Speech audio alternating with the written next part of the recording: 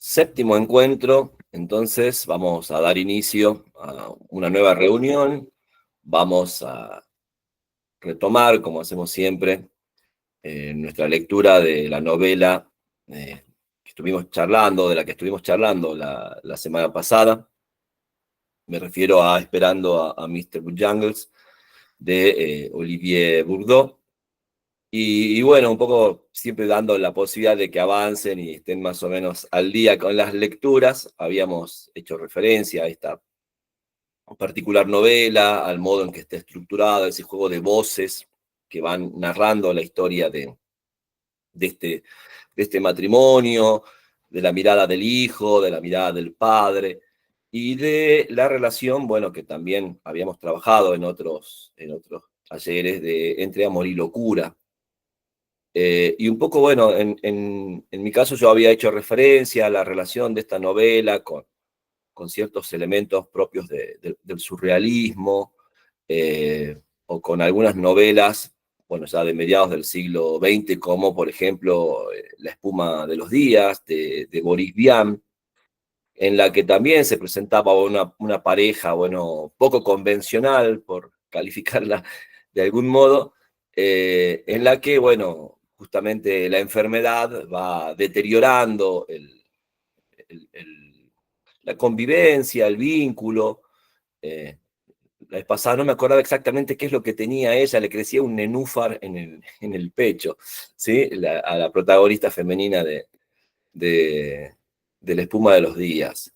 Y acá tenemos, bueno, a esta mujer que, por supuesto, va entrando en determinadas crisis primero y luego, por supuesto, se desata el inconveniente cuando es internada en un psiquiátrico.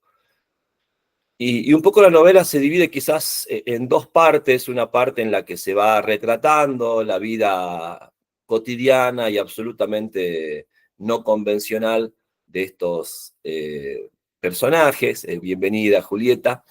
Eh, entonces vamos viendo, ¿no? En el caso de esta familia, cómo en la mirada de ese niño, porque es un niño mientras suceden estos acontecimientos, bueno, aparecen una serie de excentricidades, por decirles de algún modo, ¿no? Es decir, bueno, qué sé yo, el hecho de que nunca sepamos el nombre de ella, las costumbres de nunca abrir el correo, bueno, no respetar el calendario escolar del niño, ¿no? Ir a España cuando crecen los almendros, y también, bueno, los juegos sobre todo con la madre, y un poco esa especie de banda sonora que este niño recuerda como muy presente, que es la canción de Nina Simone, la versión de Nina Simone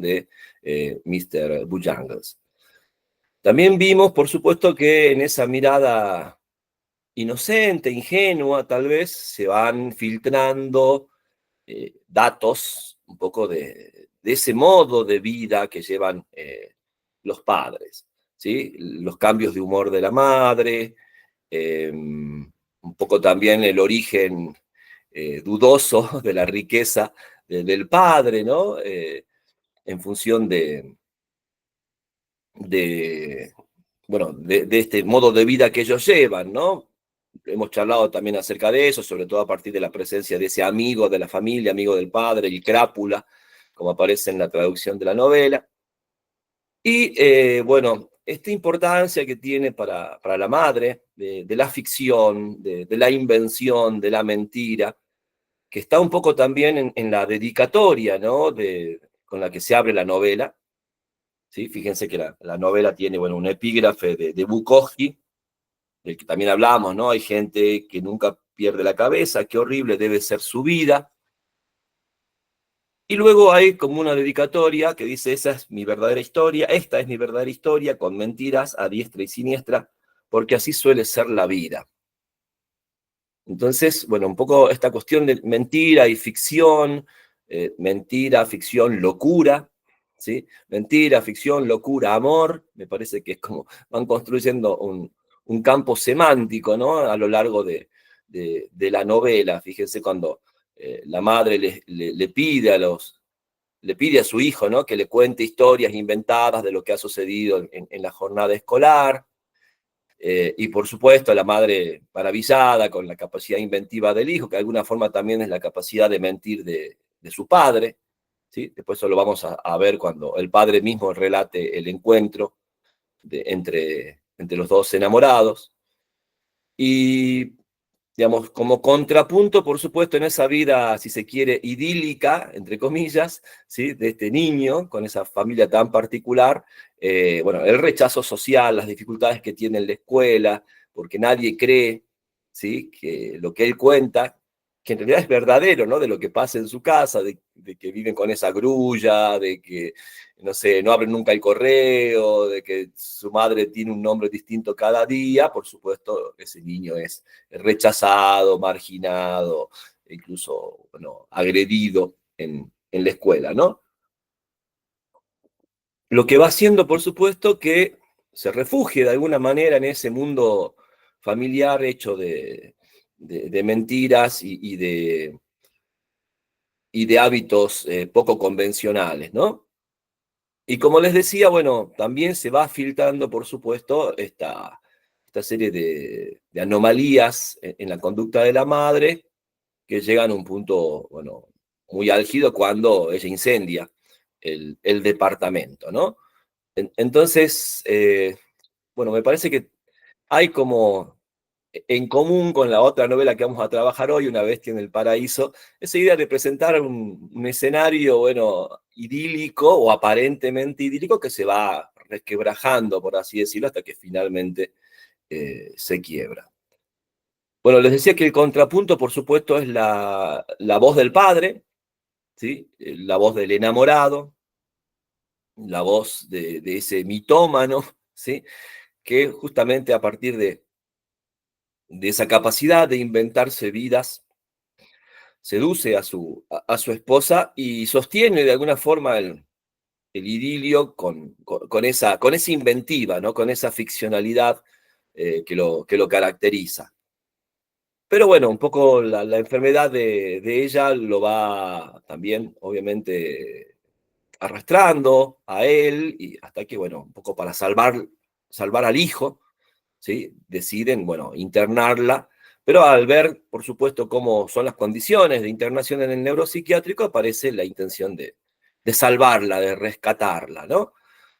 Siempre, por supuesto, también en la narración del punto de vista del padre, con una especie de aire novelesco, ¿no? Es decir, realmente es un personaje que no puede, que tiene la ficción en la sangre, ¿no? O sea, no puede estar pensando, eh, digamos, la vida sin ese tipo de, de construcciones imaginarias, ¿no? Y bueno, ahí se da, eh, digamos, la liberación de la madre, que no es otra que una especie de secuestro, ¿no? Sacarla de ese lugar y llevarla a España, al castillo que tienen en la familia, un poco, bueno, para justamente digamos, liberarla, ¿no?, como decía yo, del neuropsiquiátrico. Y esto de la ficción lo vemos porque, por ejemplo, él sigue llamando a la policía, preguntando por su esposa, y se ríen, ¿no es cierto?, de que, bueno, ellos mismos están denunciando la desaparición y mostrándose preocupados, ¿sí?, supuestamente, porque la policía no consigue encontrar el paradero de ella, ¿no? Y bueno, entonces, muy brevemente retoman esa vida idílica en el castillo, en España, pero rápidamente, ¿sí?, vuelven a aparecer los síntomas de locura por parte de ella, ¿no? Y bueno, fíjense entonces, constantemente estamos viendo esa, esa problemática, ¿no?, de la relación entre amor y locura. A la vez también, bueno, en el encuentro pasado no develamos el desenlace de la novela, que se convierte más bien en un desenlace que podríamos llamar trágico, en un momento como de lucidez por parte de ella, aparece la decisión del suicidio, ¿no? Un poco también el suicidio como una liberación, ¿no? Como un acto de amor hacia su marido y su hijo, ¿no? Es decir, librarlos de esa carga. Y bueno, también hay como una narración bastante cruda, ¿no? De ese hecho. No sé, a ver, yo la vez pasada les hablaba de esta especie digamos, de cambio, de la idea, bueno, del suicidio o del asesinato, a veces entendido como un acto amoroso, ¿no? Cuando, por supuesto, quizás en la vida cotidiana los condenamos como actos de atentado a la vida humana. Yo hacía referencia al final de la novela de John Steinbeck, de Ratones y Hombres, o conocida también como La Fuerza Bruta, ¿no? Donde eh, uno de los protagonistas asesina al otro para liberarlo de una posible reprimenda. Además, el otro es un hombre que hoy diríamos discapacitado, ¿no? Que, bueno, ha tenido un problema y está siendo perseguido. No sé, hay una versión cinematográfica, me acuerdo que eh, los personajes, el discapacitado lo interpretaba John Malkovich en la versión cinematográfica de esa novela de Steinbeck.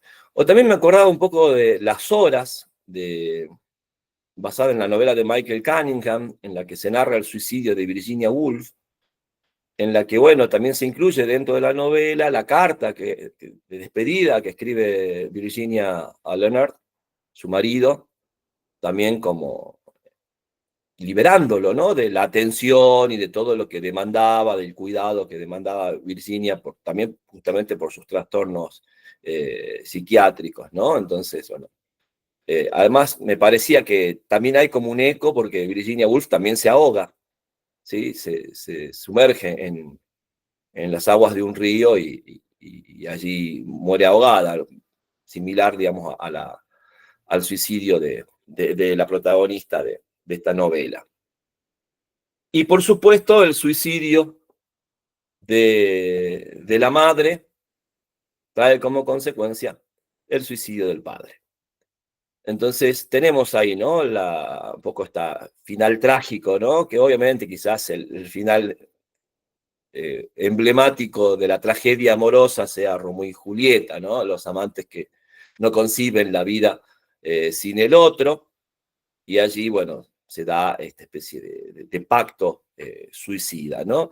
Y la novela se cierra, desde mi punto de vista, maravillosamente con ese fragmento del relato de la ceremonia de casamiento del padre y la madre, de Georges y su mujer, y los votos, ¿no? Los votos que hacen, o que hicieron, mejor dicho, en el momento de casarse. Y que tiene que ver con esta idea, no sé si lo tienen ahí más o menos presente, lo que vendría a ser el último capítulo, el capítulo 11. ¿Sí? Bueno, lo leo, dice: juro ante Dios Todopoderoso que todas las mujeres que soy lo amarán eternamente. Salmodió con mi barbilla entre las manos para hipnotizar mejor mis hechizados ojos con su mirada verde clara. Prometo ante el Espíritu Santo amar y proteger día y noche a todas las mujeres que será y acompañarla toda su vida allá donde vaya. Respondí posando mis manos en sus redondeadas mejillas suavizadas por una sonrisa llena de dulzura. Jura ante los ángeles que me seguirá a todas partes, pero a todas, todas, sí, a todas, todas. Entonces ahí, bueno, un poco ese final que en lo personal me gusta mucho, ¿sí? Sobre todo hasta más allá de la cuestión, bueno, que por supuesto podemos debatir respecto de ese final en una especie de pacto suicida, como les decía, esta idea de que amar significa amar a todas las personas que el otro va a ser, ¿sí? Porque por supuesto, volvemos a la problemática del amor y el tiempo, el amor que tiene como principal obstáculo la persistencia, el poder perdurar, el poder sostenerse a lo largo del tiempo. Y por supuesto la idea, muy prustiana por cierto, de que uno en ese desarrollo temporal va a ser muchas personas, ¿sí?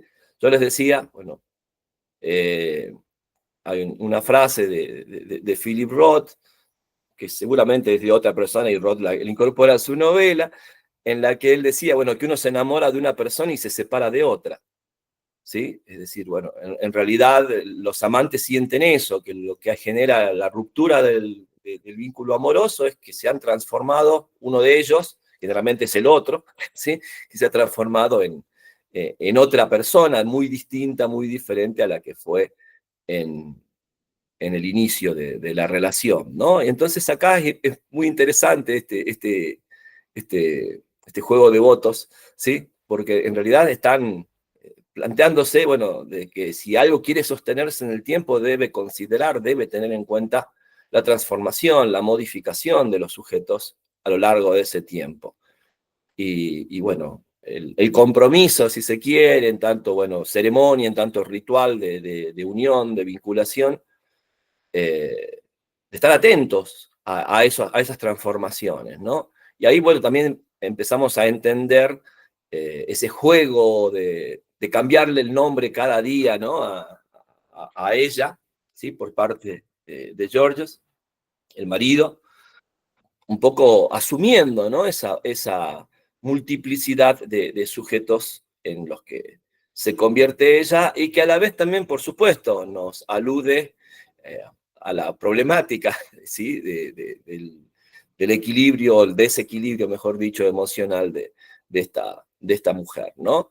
Eh, Más allá, insisto, de los juegos literarios, que creo yo en mi visión son bastante atractivos y atrapantes para el lector, ¿no? Porque no sé si les ha pasado que es una novela que uno quiere leer como con avidez, ¿sí? Porque va generando expectativa y se lee como también en esas excentricidades de la pareja.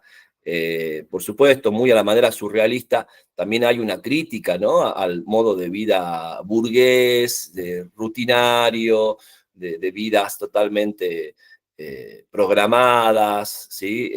Sujetas a determinadas, digamos, sí, ceremonias repetitivas y que se van vaciando de contenido. Por eso también quizás el bailar, ¿sí? La canción de Nina Simone es como una especie de renovación constante, ¿no? De esos votos matrimoniales, de esa relación entre los dos enamorados.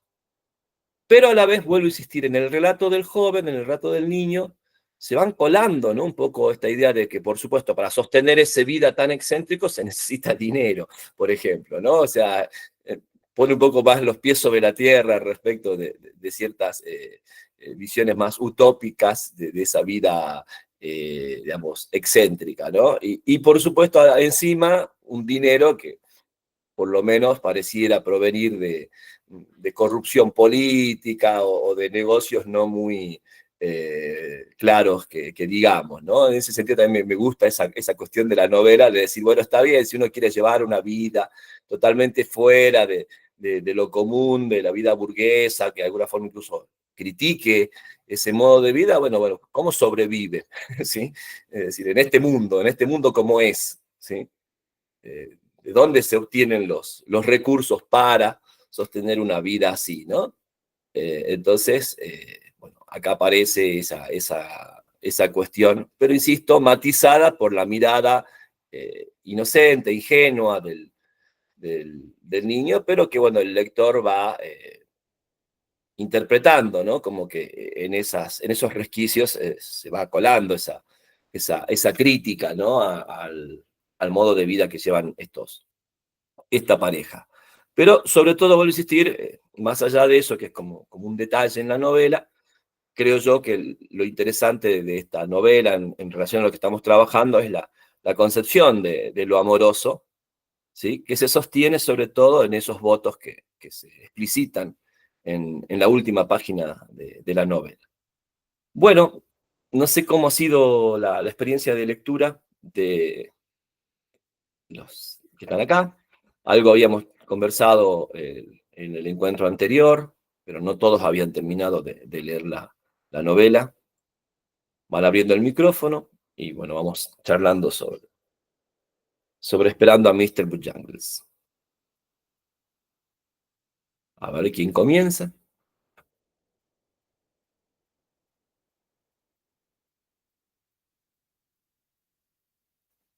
Hoy estamos, a ver si, Nelly. No, yo leí la novela y me gustó mucho. Y lo que no te entendí bien es la estructura. Vos hablas de dos partes. A ver, si tomé nota, la primera parte es la vida cotidiana de los personajes vista desde la mirada de un niño. Y la segunda parte, ¿cuál era? ¿Cuál sería? No, yo decía que la novela está estructurada en las dos narradores, la del padre, la visión del padre, Ah, dos ¿sí? partes entendí yo, no, dos Claro, narradores. claro. O sea, podemos pensar dos partes en el sentido de, primero la novela, más o menos hasta el capítulo 5, que es el capítulo en donde se incendia el departamento, donde lo incendia la mujer. Básicamente, tanto en la mirada del padre como del hijo, los dos narradores van más bien contando esa vida cotidiana, insisto, excéntrica, fuera de lo común, con todas las particularidades que tiene esa relación entre los enamorados, entre los esposos. Pero a partir del capítulo 5, justamente, de hecho, cuando narra el padre, ¿sí? Ese episodio, hay como una toma de conciencia bueno, de la dificultad que tiene ella y, bueno, la necesidad de tomar otro tipo de decisión, ¿no? Pero bueno, insisto, cuando ya se da la internación de ella en el neuropsiquiátrico, por supuesto, las condiciones, el hecho de que también le dicen que no va a poder salir, de que tiene que quedarse internada, entonces eso va a generar la idea de la fuga, de sacarla del neuropsiquiátrico y fugarse a España. Entonces ahí yo decía, bueno, digamos, desde el punto de vista del desarrollo de la trama, podríamos pensar en dos grandes segmentos, ¿sí? Pero en la estructura de la novela lo que hay es esa alternancia de voces, ¿sí? Entre la narración del niño y la narración del padre, que además, bueno, está distinguida por la cursiva, ¿no? El uso de la cursiva y la idea también de que es el padre el que deja eso por escrito, y que eso también es interesante tenerlo en cuenta, ¿no? Que el padre va teniendo una especie, no sé, de diario, por así decirlo, aunque no se especifica que fuese eso, pero bueno, ha ido consignando, ¿no? Cómo conoció a su mujer, determinadas impresiones acerca de la relación con ella, y de hecho, bueno, la novela se cierra con ese fragmento escrito por el padre, donde él cuenta cómo fueron los votos en, en su casamiento. Está bien. Bien, bien. A ver si alguien más quiere opinar. Julieta, no sé si. Ah, perdón, perdón. Estaba acomodando la cámara, pensé que te acercabas a hablar. Estás con el micrófono apagado. A ver. A ver, ahí sí. Ahora Sí, sí te escuchas. claro, me fui, bueno, fueron nuestras vacaciones, invertí el orden y leí primero Una bestia en el paraíso y esta en el hotel. Me falta un poquitín de Mr. Bojangles. Pero la verdad que me pasó, o sea, me encantó y digo, qué bien llevada está la novela, porque yo en un momento llegué a pensar que el hijo repetía la historia del padre, por cómo está narrado.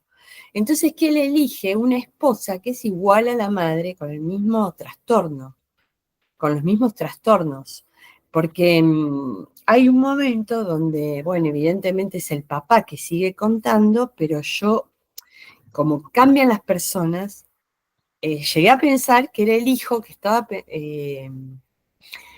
estaba narrando el amor que él había descubierto en una chica muy parecida a su mamá.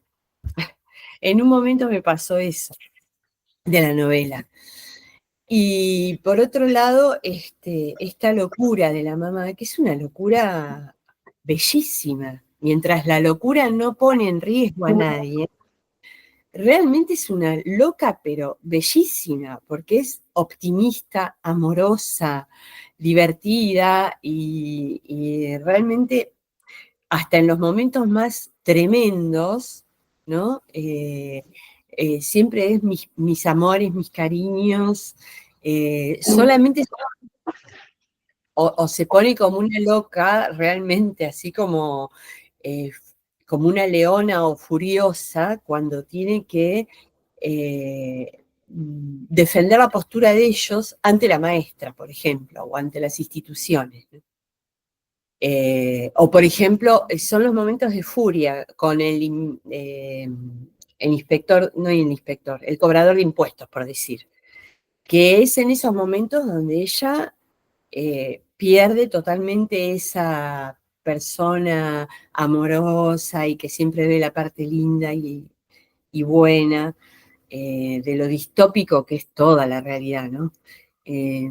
Pero bueno, me pareció realmente muy, muy interesante. Después como en medio de toda la descripción del neuropsiquiátrico y de los decapitados y de la descripción de cada piso y después como ella con su locura creativa de la danza, de la música, cómo los mete a todos en esa fiesta y une a todos y les da como un momento no sé, de magia dentro de ese lugar tan espantoso. No sé, me parece que realmente me llevó así ese encantamiento por el personaje, los personajes que se saben acompañar también y que bueno, no podía terminar de una buena manera esta locura, ¿no? Pero bueno, estos no límites, esta vida de un niño en medio de adultos, todos, digamos, muy extraños, y las reacciones de la madre, las bragas que vuelan, los calzones que ella le tira en medio de la cena, o sea, cuestiones así tan, sí, locas, pero bueno, realmente fue muy distinta y me gustó mucho cómo estaba narrada y cómo nos lleva a... La desorientación de la familia es como que yo sentí que me la transmitían a mí, porque yo también me sentí desorientada en la lectura por momentos ante el personaje, ¿no? Eso. Gracias. Gracias a vos, Julieta. Bueno, el tema de la locura, ¿se acordarán, por ejemplo, en el taller anterior trabajamos con una novela de Ian McEwan que se llama Amor Perdurable, en la que también había esa idea de que el amor para que perdure en el tiempo tiene que tener un carácter medio en lo que hoy en la psiquiatría llamaríamos locura, ¿sí? Es decir, digamos, sostener a lo largo del tiempo una relación con otra persona y quererla en función de todos sus cambios y de todas sus transformaciones, que a la vez también tienen que ver con las propias transformaciones del sujeto. Es casi, digamos, una locura en sí pensar algo de ese modo, ¿no? Sobre todo porque en otro tipo de relaciones, en otro tipo de conductas de nuestra vida no seguimos ese patrón, ¿sí? También, obviamente, ese carácter de locura hace que no sea tan extraño que en las relaciones amorosas haya una serie de conductas absolutamente, digamos, peligrosas, incluso desde el punto de vista, ¿no? Del equilibrio emocional, del equilibrio psicológico de una persona, ¿no? Esto que hoy se ha vulgarizado con la idea de ser tóxico o tóxica en el amor o los amores tóxicos, bueno, que por supuesto podríamos debatir esas categorías, pero más allá de eso, fíjense que se han vuelto como lugares comunes, ¿no?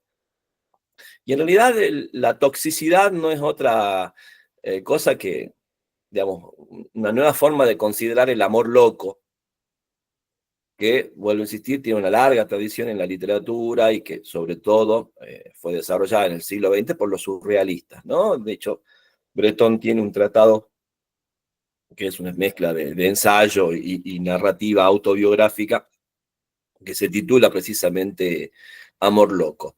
Lo interesante es que también podríamos decir, como dice muy bien Julieta, esa locura también transforma, esa locura también modifica, esa locura está en esa capacidad de ficcionalizar, ¿no? Ahora que decís esto de la escena del neuropsiquiátrico, me parece que también hay algunos ecos cinematográficos, pienso en Alguien voló sobre el nido del cuco, bueno, la película con Jack Nicholson, Atrapado sin salida, creo que es la de Milo Forman, ¿sí? Pero la novela se llama así, Alguien voló sobre el nido del cuco. Y un poco la versión criolla, la versión argentina, ¿se acuerdan en Hombre mirando al sudeste? Digamos, esos locos que transforman el modo de percibir, que cuestionan, por supuesto, lo establecido, la forma de vida más, digamos, habitual, más rutinaria, vuelvo a insistir, ¿no? Un poco el gran tema de la concepción surrealista de lo amoroso era que lo amoroso debía permitirnos liberarnos de todas las opresiones de las convenciones burguesas, entre ellas la del matrimonio, dicho sea de paso, ¿no?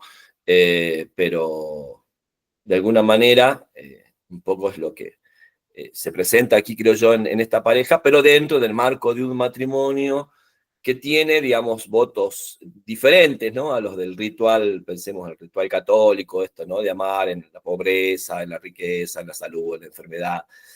Y pensarlo ya en términos, bueno, insisto, de que en el paso del tiempo todos los sujetos vamos a ser distintos sujetos, varios sujetos, y bueno, tener la capacidad de ambos, ¿sí? De poder constantemente reinventar ese vínculo, ¿no? Que es un poco también, esa idea también está en el surrealismo, ¿no? Es decir, la idea de enamorarme y enamorar al otro todos los días, ¿sí? ¿Se acuerdan esta idea de lo real maravilloso, del que hablaba Louis Aragón en El aldeano de París, un texto del surrealismo de la década del 20, de los primeros grandes textos del surrealismo? Bueno, cuando él desarrolla en ese texto, que es también una mezcla de ensayo y narrativa autobiográfica, su teoría sobre lo real maravilloso, o el maravilloso cotidiano, también así lo llama Aragón, lo que planteaba era como, bueno, salir a la calle, salir al mundo, salir a la mañana, ¿sí? Siempre con una especie de predisposición a asombrarnos del hecho de estar vivos, ¿sí? De asombrarnos del hecho de existir como existimos. Entonces eso hacía que el sujeto se pusiera a resguardo de caer en la rutina, ¿sí? Porque en definitiva cada día era un día nuevo, ese optimismo del que habla Julieta, ¿no? Cada día es un día nuevo, cada día nacemos al mundo, nacemos a la vida cuando nos despertamos, un poco también esa idea surrealista, ¿no? Del sueño y la muerte, y por supuesto llevar, digamos, como una especie de actitud, ¿no? Una actitud creativa en la vida que obviamente va a contramano de la vida burguesa, ¿sí? Que es más bien la de la obediencia, la del someterse o acomodarse a los mandatos sociales, ¿sí? Y eso hace que vayamos perdiendo nuestra capacidad de asombro, vayamos pensando la vida como una sucesión de días iguales, idénticos, y por supuesto esta sensación que tanto ha desarrollado la literatura en el siglo XX bueno, de náusea o de extranjería, pensándolo en términos existencialistas, ¿no? Sartre, Camus, que van planteando esa idea, ¿no? Un sujeto tan alienado por la repetición, por la rutina, que, bueno, obviamente siente esa náusea de la existencia o se siente absolutamente extraño, alienado de la sociedad, ¿no? Entonces, un poco el antídoto, por así decirlo, para no caer en eso, ya lo había desarrollado o lo había pensado Aragón en El aldeano de París, ¿no? Y un poco creo yo que esta mujer de esta novela tiene esa especie de impulso vital que planteaban estos surrealistas, ¿no? Que a su vez también, no sé, esta idea del élan vital era muy, muy fuerte en la filosofía de Bergson, ¿sí? Henri Bergson planteaba esta idea, ¿no? De, bueno, también de que la vida se sostiene con ese impulso, ¿no? De querer estar vivo, de querer sostener la vida, pero no para perdurar o permanecer, o como dice la canción de Ladia Blas, que no transcurrir, sino de alguna forma sentir que estamos vivos, sentir la maravilla de la vida, planteaba Aragón, y eso implica, bueno, como un trabajo por parte de los sujetos, ¿no? Como una especie, primero, una revelación, un reconocer, ¿sí? Ese maravilloso cotidiano, y luego, bueno, tratar de sostenerlo. Quizá, bueno, ya siglo XXI, la novela también podría leerse como la imposibilidad de sostenerlo. ¿Sí? Dijiste muy bien, Julieta, en esta realidad medio distópica que nos toca vivir, este mundo, ¿sí? Y bueno, ¿cómo se sostiene ese sujeto, ¿no? En la cotidianeidad de la sociedad en la que vivimos, ¿sí? Entonces, quizás, bueno, ustedes piensen que muchas veces se ha hecho una lectura del surrealismo como, bueno, una poética, si se quiere, ingenua en muchas cosas, ¿no? Es decir, dejar de lado realmente ciertas cuestiones, pero a la vez también creo yo bastante iluminadoras, ¿no? Quizás en momentos complejos de nuestras vidas, la teoría de lo maravilloso cotidiano y de lo real maravilloso pueden ser bastante iluminadoras de las posibilidades que tiene el hecho de estar vivo, ¿no?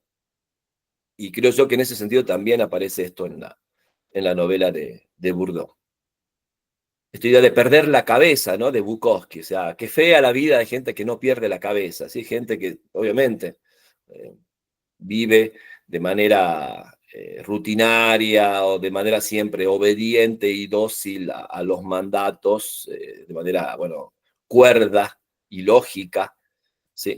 Lógica en el sentido de que se acomoda, se adecua a las convenciones sociales, ¿no? Otras lecturas de la novela, otras opiniones.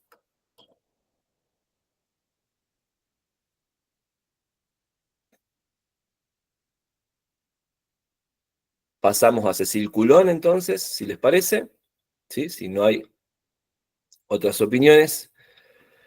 Bueno, en el caso de Coulon, en la novela Una bestia en el paraíso, bueno, primero vamos a hablar un poco de la novelista. Es una novelista nacida en 1990, creo que de las más jóvenes que vamos a leer junto con Bourdieu. Bourdieu nace también, no, en el 80 nació Bourdieu, más grande todavía. Es una novelista, en realidad no es solamente novelista, es una escritora que tiene una obra bastante desarrollada, a pesar de su corta edad, ha ganado muchos premios también su obra en distintos géneros, tiene premios, ha ganado el prestigioso premio Apollinaire de poesía, aunque la mayor parte de su obra está dada por narrativa, ¿no? Tiene una serie de novelas, de hecho su primera novela la publica a los 16 años, ¿sí? Y también tiene incluso obras de teatro. O sea que una escritora bastante prolífica a pesar de su corta edad. En el caso bueno, también algo a destacar, creo yo, porque me parece importante, por lo menos en la lectura que yo hago de la novela, es su formación académica. También es una escritora doctorada en letras, estudió en la Sorbona, tiene una tesis sobre la narrativa contemporánea, o sea, alguien que más o menos ha estudiado, ¿sí? El desarrollo de las corrientes literarias, sobre todo en las últimas épocas. Y digo esto porque me parece que precisamente Una bestia en el paraíso, que es una novela que se publica en el 2019, ¿sí? Es, digamos, una muestra de ese conocimiento de estas corrientes literarias. Lo primero que yo destacaría tiene que ver con algo que ya hemos venido, lo que hemos venido hablando, esta vida en las zonas rurales de Francia, en estos pequeños pueblos del interior.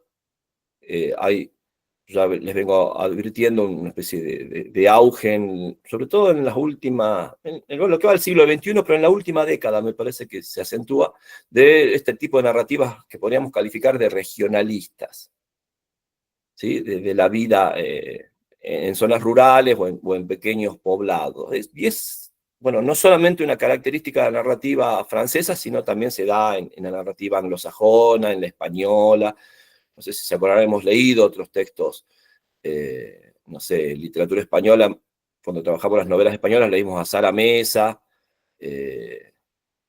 Un amor se llamaba la novela, que también de una joven que se traslada a un pequeño pueblo de del interior de España, esa España vacía, como se le suele llamar, o no sé, cuando hemos leído en el taller anterior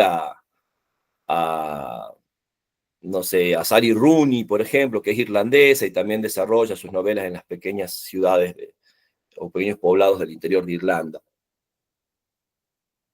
O sea que hay como una tendencia de volver, ¿no?, a esta idea tolstoyana de pinta tu aldea, de, bueno, un poco hablar de la vida en estas regiones y salirnos de la vida de la gran ciudad, de la metrópoli. Y en el caso francés, bueno, es muy fuerte la atracción, por supuesto, por París, ¿no? Entonces hay como una corriente de contraponer otro tipo, otras vidas, ¿sí? Que no son solamente la vida parisina. Me parece que lo que hace también Coulon en esta novela es volver sobre la tradición de, bueno, de la novela sentimental en clave romántica, ¿sí? Esa novela de las grandes pasiones, de esas pasiones violentas. En algún modo para mí hay ecos de las hermanas Brontë, sobre todo de Cumbres Borrascosas, de Emily Brontë, ¿sí? También, bueno, una especie de triángulo amoroso, donde hay un sujeto hosco, ¿no?, que es Louis, ¿sí?, que es una especie de Garfield, ¿sí?, pero bueno, también como matizado, creo yo, en esta novela. Pero creo que el gran cambio, porque por supuesto sería bastante, digamos, poco novedoso, por así decirlo, repetitivo, simplemente hacer una traslación de ese modelo narrativo, se da en la inversión del final de la novela, ¿no? Porque generalmente ese tipo de novelas de pasiones tormentosas tenía a la heroína como una víctima, ¿sí? Es decir, producto de ese amor tormentoso, quien pagaba el precio de esa locura, de ese loco amor, era la mujer, ¿sí? Pensemos un poco la crítica que hizo de esa misma estructura de novela sentimental Tolstoy en Ana Karenina, ¿sí? Ana Karenina arrojándose a las vías del tren, ¿no es cierto? Un poco por no poder soportar, no poder sobrevivir, o también pensemos en Madame Bovary, ¿no? También envenenándose con arsénico. O sea que por lo general en el modelo, ¿no?, de narrativa sentimental, de esas pasiones desbordadas, ¿sí?, que insisto, en el caso de Madame Bovary y Ana Karenina, son una crítica a ese modelo, ¿sí?, modelo de narrativa romántico que podría representar Cumbres Borrascosas, por ejemplo. Tanto en la crítica como en el modelo, quien pagaba, insisto, el precio de esa locura eran las heroínas, las mujeres. Y acá creo yo lo que hace Coulon es precisamente invertir, ¿no?, en el final. De hecho, la novela se abre con una escena que no tiene ni siquiera título, en la que, bueno, vemos a una mujer anciana, ¿no?, cumpliendo con una especie de ritual en esa granja, no sé, la podríamos llamar, sí, que es el paraíso, en la que, bueno, ya a sus 80 años va a la porqueriza, una porqueriza que ya no se utiliza en la granja, y deposita unas flores, ¿no? Un poco ese inicio de la novela va a ser fundamental para poder entender el desarrollo, que creo yo que es bastante como engañoso. Me parece que la novela juega con el lector de hacerle pensar que va a ir por un lado y luego va generando como ciertos giros, ¿sí?, a la trama. Y bueno, un poco luego de esa presentación, ¿no?, de esa especie de ritual que se narra al inicio de la novela, aparece un poco el desarrollo en sí, a partir de una serie de capítulos, todos con un título ligado a un verbo, ¿sí? Fíjense que hay como una forma de titular cada uno de los capítulos con estos verbos en infinitivo. El primero se llama dañar, y también se abre con una escena muy, muy fuerte, ¿no? Mientras desangran a un cerdo en una especie de ceremonia ahí en esa granja, Blanche, ¿sí? Esta joven pierde la virginidad con Alexander, su novio, a quien conoce de la escuela, ¿no? Y fíjense, vuelvo a insistir, estas ideas de la trama de la novela sentimental tradicional, de origen romántico, ¿no? La idea de la orfandad, de estos dos hermanos huérfanos, ¿no? El accidente trágico de los padres que los dejan muy niños, 5 y 3 años, tienen Blanche y su hermano, Gabriel. Y bueno, dentro de esa orfandad, un poco, bueno, la crianza que tienen de su abuela Emilian. Y fíjense a la manera que yo les decía de Cumbres Borrascosas, la llegada de ese criado, ¿no? Que es Luis, que es un joven, ¿no? Víctima de violencia familiar, un hijo de un padre muy, muy violento, a quien Emilian de alguna manera rescata e incorpora a la familia, pero siempre con una especie de ambigüedad, es y no es de la familia, es un empleado y no lo es como un hijo y no lo es, ¿sí? Por lo tanto, esa ambigüedad de la relación de Luis con los Aimard, la familia Aimard, se va a mantener a lo largo del tiempo y por supuesto también se va a trasladar a la relación entre Blanche y Luis, ¿no? Insisto, se comporta como alguien de la familia, pero a la vez en distintos momentos se le hace ver que no es de la familia, ¿no? En ese sentido, yo les decía, bueno, la figura de Garfield en Cumbres Borrascosas es similar, ¿no? La de un allegado, la de una especie de entenado, ¿sí? Que se suma a la familia y que es y no es de la familia, ¿no? Y que, por supuesto, a la vez también en ese juego ambiguo de los vínculos aparece también la pasión amorosa, ¿no? Porque evidentemente Luis siente atracción por Blanche, ¿sí?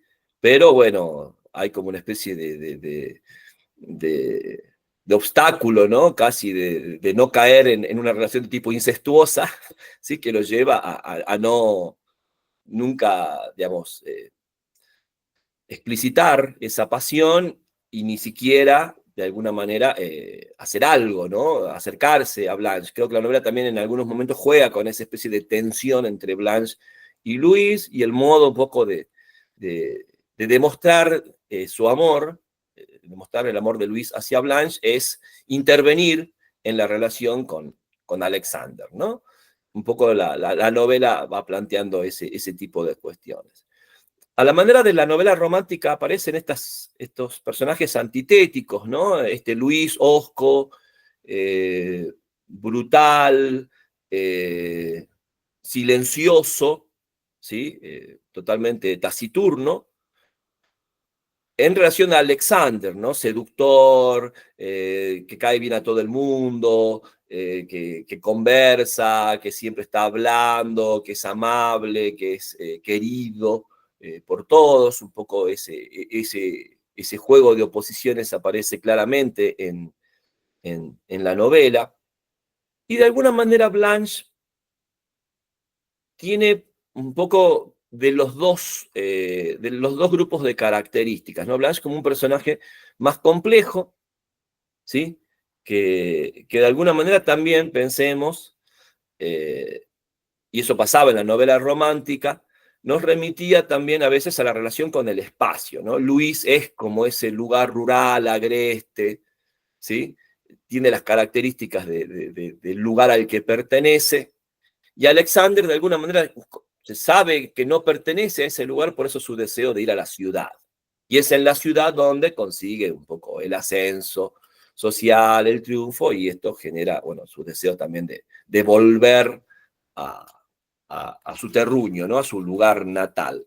Entonces nos vamos a encontrar, insisto, con ese juego muy literario, creo yo, por parte de la novela, de trabajar con esa tradición de la novela sentimental romántica, ¿sí?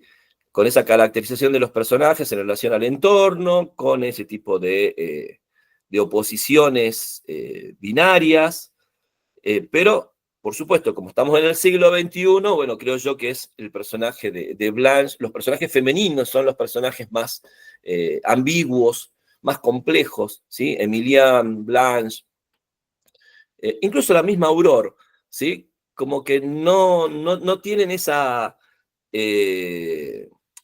digamos, no responden a ese estereotipo al que van a responder tanto Louis como Alexandre como Gabriel, ¿sí? Donde es como más plana o más clara la construcción del personaje y sin tanta problematización, por así decirlo, ¿no? Por supuesto, recae sobre los personajes femeninos la complejidad, creo yo, la problematización de la trama, ¿no?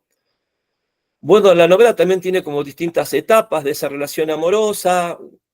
Primero un poco la vida de estos niños que entran a la adolescencia, las dificultades que también van teniendo, sobre todo en el caso de Gabriel, para, bueno, sobrellevar esa vida de huérfanos, el modo en que de alguna manera Blanche se va convirtiendo en su abuela, ¿sí? En Emilienne, ¿no? Y fíjense que creo yo que eso ya aparece claramente en el primer capítulo, la novela, ese capítulo que no tiene título, porque Blanche es ya una mujer de 80 años y es como esa abuela aferrada a su terruño, en la que, por ejemplo, en el caso de Emilienne, bueno, vamos mostrando esa mujer, bueno, fuerte, ¿sí? Una mujer que no sabe que las tareas rurales no dan tiempo a demasiados duelos o lutos o pasiones, digamos, exageradas, ¿sí? Hay que moderar porque lo que hay que hacer es trabajar, sostener la vida de las tareas del campo cotidianamente. Y por supuesto eso la hace, si se quiere, una mujer recia, dura, ¿sí? Que de alguna manera también le va mostrando a los nietos que ese es el camino. A la vez, un poco hay como un contraste, ¿no? Entre la figura de Miriam, si bien es muy breve la aparición de su hija, de la madre de Blanche, y de su padre, como dos jóvenes más bien de tipo soñadores, ¿no? Que han pensado la vida rural como un paraíso. Recuerden que son ellos los que ponen el nombre paraíso a esa granja, y que, bueno, representan un poco, si quieren, cierta visión más idílica o ingenua de la vida rural, ¿no?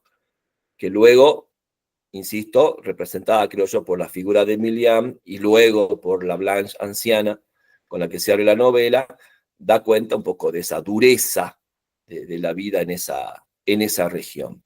Vuelvo a insistir, un poco la simbolización y este tipo de juegos son absolutamente producto de entroncar esta novela con la tradición literaria de la novela sentimental romántica.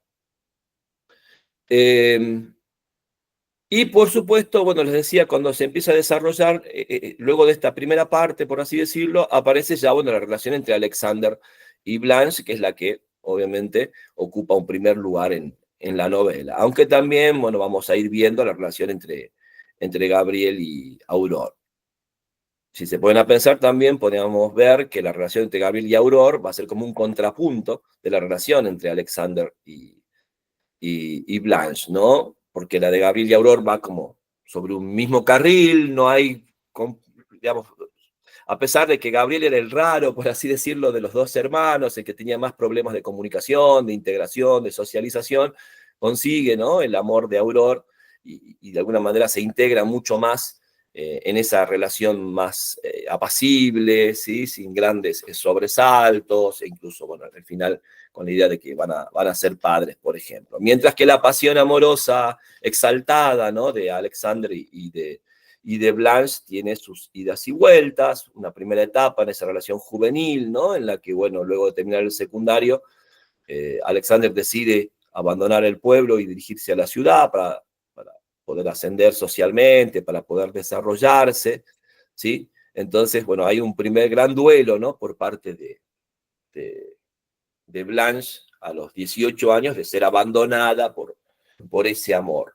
Y ahí es donde un poco Blanche empieza a transformarse, ¿no? En su abuela. Y aparecen, por supuesto, las tensiones con Luis, ¿no?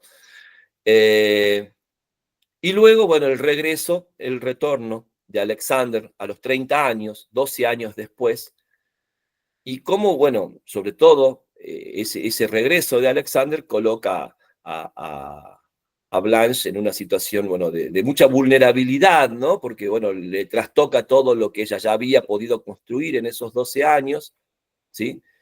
Con esa vida arraigada en ese lugar.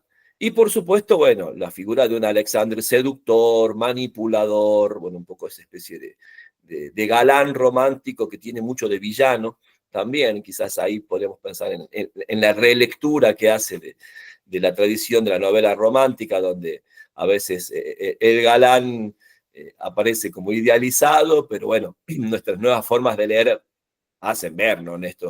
Muchos galanes de la novela romántica, sujetos bastante, por lo menos, criticables, ¿no? En su modo de actuar. Pensemos un poco en la figura del galán de la telenovela, ¿no? Que se victimizaba, que era una pobre víctima, no sé, de una madre manipuladora, de una pareja que también lo quería, y él, para poder querer a la heroína de la novela, tenía un poco que romper con ese mandato familiar, pero a la vez también tenía las mismas características de las villanas, o sea, era manipulador, se victimizaba, jugaba con la pobre heroína de la novela, ¿no? Pienso en varias telenovelas, ustedes se pueden ver, aparece, porque por supuesto la telenovela va a ser el gran género del siglo XX que va a actualizar ese tipo de relato sentimental en clave romántica, ¿no? Recién creo yo que en la década del 90 se van a introducir algunas transformaciones en ese género audiovisual. Pero bueno, acá, por supuesto, aparece en primer plano esa dualidad de Alexander, ¿no? El galán, seductor, manipulador, pero también, por supuesto, estas características de villanía, ¿no? Sobre todo de hombre que ha llevado una doble vida, porque en realidad vamos a ver que el interés de Alexander ya no es amoroso ni sentimental, sino económico. ¿Sí? Forma parte de ese proyecto de vida, por así decirlo, de Alexander, ¿no? Que se inicia cuando la deja a Blanche a los 18 años y que, bueno, continúa 12 años después cuando regresa. Por supuesto, el impacto en Blanche es muy fuerte, sobre todo cuando aparece a la luz, ¿no? La doble vida de Alexander. Y allí, bueno, se da esto que yo les decía, pero ya lo vamos a hablar porque no sé en qué estadio de la lectura van, ¿sí? La decisión de Blanche, que desde mi punto de vista lo que genera es la inversión de la tradición literaria de este tipo de novelas, ¿no? Donde la mujer deja de ser la víctima que se sacrifica a esa pasión amorosa y se convierte, digamos, en victimaria. Por eso, paradójicamente, el último capítulo se titula Vivir. ¿Sí? Fíjense que el primer capítulo comienza con dañar, ¿sí? Y el daño, por supuesto, es el que recibe, digamos, simbólicamente, ¿no? Blanche, al ser desvirgada, ¿no? Por Alexander mientras están desangrando al cerdo, ¿sí? Y hacia el final de la novela, el último capítulo, ¿sí? Como de alguna manera ya lo había anunciado, el primero de la novela, que es no precisamente dañar, sino ese capítulo que no tiene título, ¿sí? La decisión de que sea ella la que sobreviva, ¿sí? a ese amor que Alexander, bueno, ha traicionado. ¿Sí? Entonces, vuelvo a insistir, ¿no? En la tradición de la novela romántica sentimental, la víctima era la mujer, la que pagaba el precio de esas traiciones era la mujer, ¿sí? Y lo pagaba con su vida, ¿sí? Acá, bueno, es como que Blanche no está dispuesta a pagar con su vida y quiere que sea el otro el que pague. ¿Bien? No sé cómo ha sido la lectura de la novela. Bueno, es una novela que también, por supuesto, tiene muchos momentos, creo yo, de un lenguaje bastante lírico, sobre todo respecto a la descripción espacial, ¿no? A esa forma de representar el campo, la vida en el campo, que, insisto, también, no sé, bueno, habría que ver cómo sería en francés, pero creo que también tiene como esos juegos de remitirnos, ¿no?, a esos lugares ideales. No sé, pienso en los poemas de Alphonse de Lamartine, esos lagos, esos prados, esas lomas, ¿sí?, donde por supuesto sucede la vida de los enamorados. Me parece que también Cécile Coulon juega con esa construcción idílica de la vida en el campo. En algunos momentos de la novela vuelve a existir esta especie de ¿cómo les puedo decir?, de ironía, ¿no?, en el nombre de la granja, Paraíso, ¿sí? Cuando, por supuesto, para estas dos mujeres, sobre todo Emilienne primero y luego Blanche, bueno, la vida no ha sido precisamente idílica en ese espacio, ¿no? Bueno, no sé cómo ha sido la lectura. A ver, van abriendo micrófonos y vamos comentando.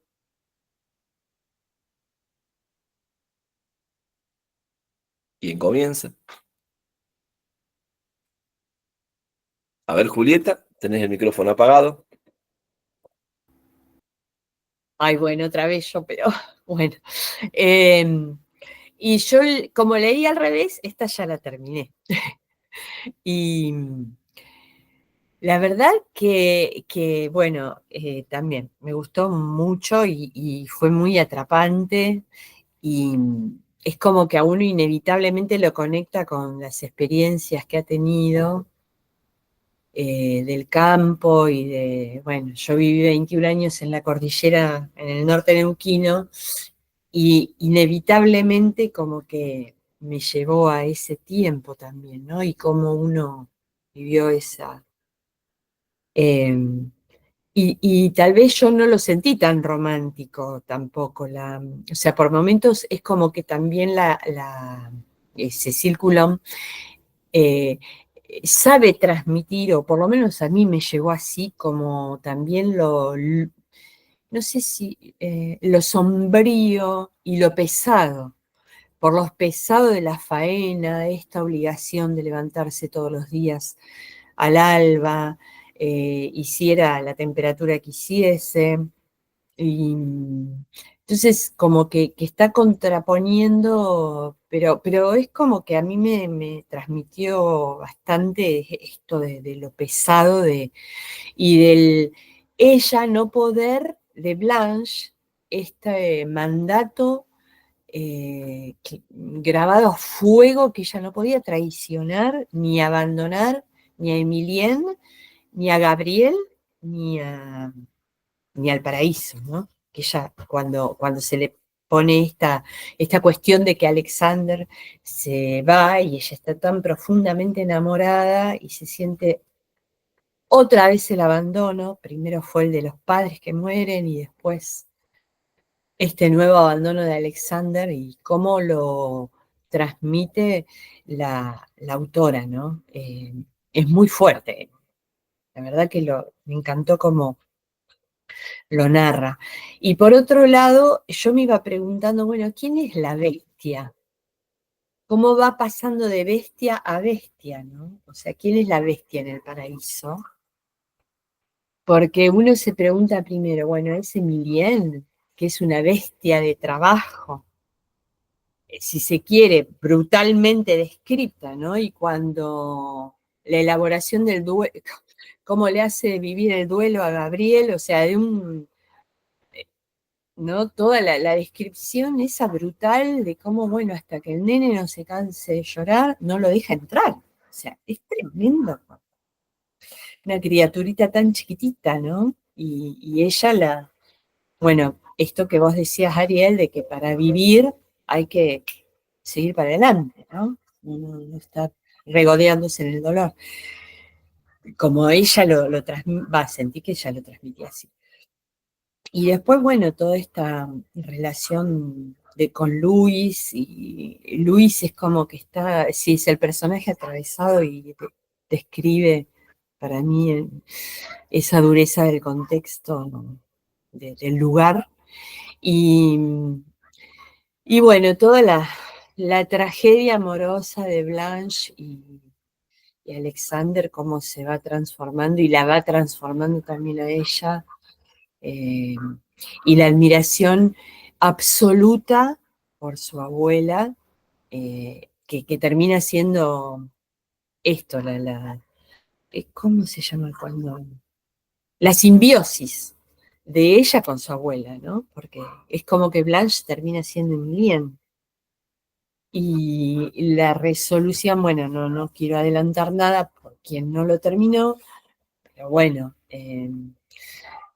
la fidelidad al personaje, por decir, ¿no? Una vez que ella elabora su duelo y cómo resuelve seguir adelante, también de una manera brutal.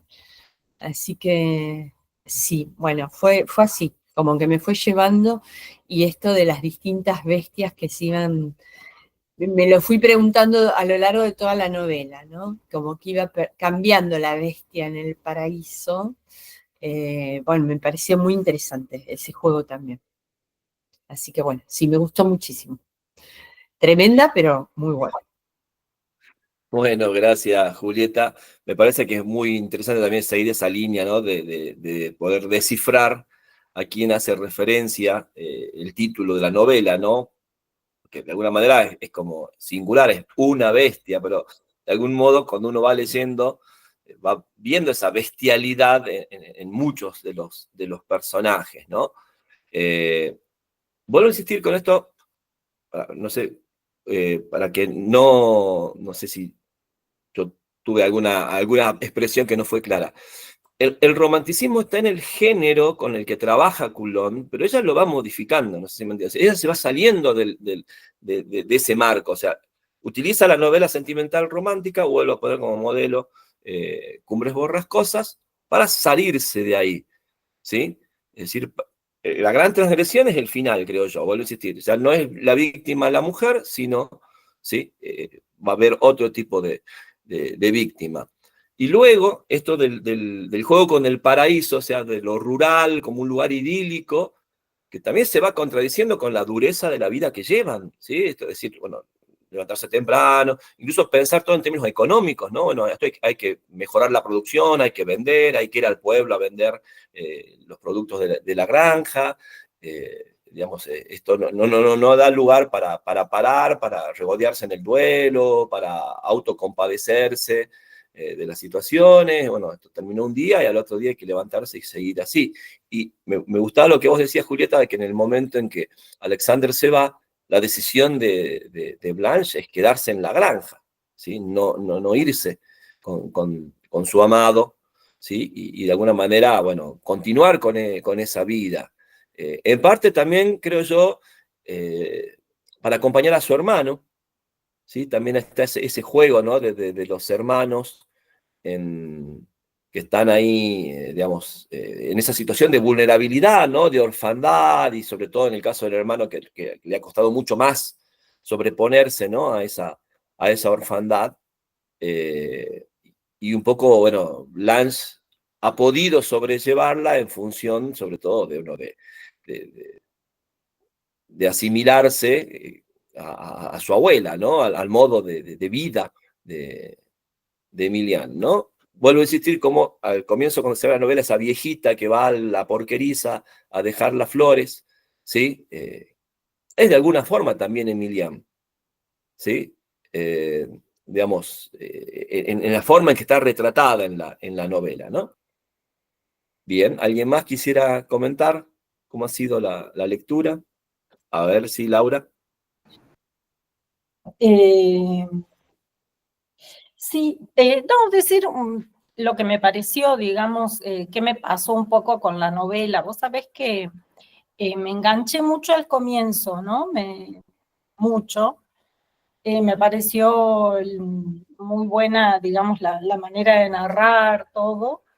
Pero vos sabés que después es como que, y tiene que ver con lo que sí dijiste, Ariel, como que, claro, uno comienza a recordar esas novelas románticas, ¿no? De otra época.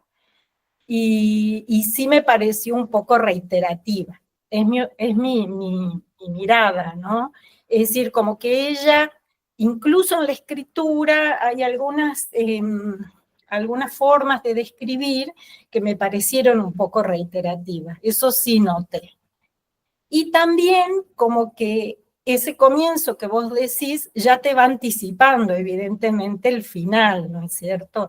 Es decir, el tema de la venganza está presente. Me parece que eso es como que está todo el tiempo presente, ¿no? En la novela. Y bueno, igual me pareció muy interesante esos personajes, esa descripción de la vida rural. Y no sé si coincido con vos en que ella sí cambia el final, ¿no es cierto? Pero para mí ella sí, la mujer sigue siendo la víctima, ¿no es cierto? Del engaño, claro, a pesar de ese final, ella sigue siendo esa víctima, y ese pedacito que es la introducción, ahí lo dice, ¿no? Lo resume, cuando dice la bestia, y después pone Blanche, ¿no? Uno ya como que va intuyendo un poco de qué se va a tratar. Eso, me pareció un poco eso, nada más. Gracias. Gracias a vos, Laura. A ver, Nelly. Yo como Laura tuve esa sensación de que la novela también empezaba con fuerza, pero decaía. O sea, pienso que es como la novela como lo que es, la novela primera de una novelista que va a llegar a ser una gran novelista, pero que le falta fuerza, es reiterativa, como dice Laura. No, sinceramente no me pareció una gran novela.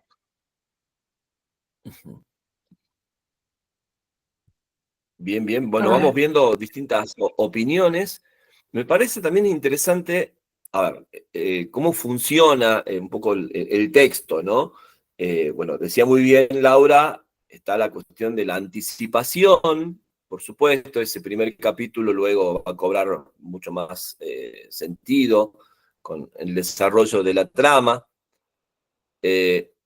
Evidentemente hay ese juego, digamos, insisto, de la descripción, un poco también tanto Nelly como Laura señalan como que se pone mucha fuerza en esa representación del espacio y quizás aparece la repetición. Vuelvo a insistir en este juego que podríamos llamar paródico, que presenta la novela. Para mí la novela es no una parodia cómica, sino una parodia, una reescritura del modelo de ese tipo de novela. Sí me parece lo que está diciendo Laura respecto de que, por supuesto, Blanche es una víctima, ¿sí? Nada más que quizás la víctima, pensemos, ¿no? En la reescritura de ese modelo de novela romántica sentimental, pensemos en Madame Bovary, ¿sí? O sea, Madame Bovary es una víctima, pero es una víctima que se suicida, o Ana Karenina en la novela de Tolstoy, ¿sí? Es decir, de alguna forma, digamos, esa víctima se convertía también en una víctima de tipo sacrificial, ¿no es cierto? Y eso no sucede en esta novela, ¿no? Creo yo también que hay como una especie de, no sé si de reivindicación sería la palabra, pero digamos, de mostrar esa mujer del campo, ¿no? Digamos, esa mujer, si se quiere, bestial, tal vez, del campo, ¿sí? Fuerte, arrojada, bueno, que se sobrepone de alguna forma a todo, ¿no? Y que vive hacia adelante, de algún modo, ¿no? En ese sentido, vuelvo a insistir, hay como una reescritura de ese tipo de personajes que ya no pertenecen, por supuesto, al modelo, ¿sí? De la novela romántica sentimental, ¿no? Estoy tratando de acordarme cómo se llama la protagonista, la heroína de Cumbres Borrascosas, y no me acuerdo. Me acuerdo de Heathcliff, dije Garfield hace un rato, me confundí de gato. Porque el personaje malo de la novela de Bronte se llama Heathcliff. ¿Sí? Yo dije, no, dije Garfield, que es el otro gato de las historietas, ¿no? Pero bueno, corrijo ese error. Pero bueno, no me acuerdo cómo se llama el personaje de... Ahí vemos, por supuesto, a esta joven que vive en ese lugar agreste, que es Cumbres Borrascosas, y que de algún modo está, bueno, sometida a la brutalidad del lugar por un lado y por supuesto luego a la brutalidad masculina. De hecho, para mí, parte de lo que señalaba también él y Laura al inicio, creo que era la tensión con la figura de Luis, ¿sí? Una figura que está ahí, bueno, agazapado, ¿no es cierto? Ahí no se sabe qué rol va a jugar, ¿sí? Porque es, sí, ahí está Susana poniendo el nombre de Heathcliff. Eh, por supuesto, yo les decía, la ambigüedad de Luis es el hecho de que es de la familia y no lo es, ¿sí? Es el que ha sido, digamos, recogido por Emilien, ¿no? Que sabe de la situación de Luis como un joven maltratado, ¿no? Por su familia, lo acoge en la granja, en el paraíso, y bueno, lo toma como un empleado al que le va ella transmitiendo todos sus conocimientos. Además, también un poco como el que va a heredar el cuidado de la granja, porque ella en ese momento son pequeños, ¿no es cierto?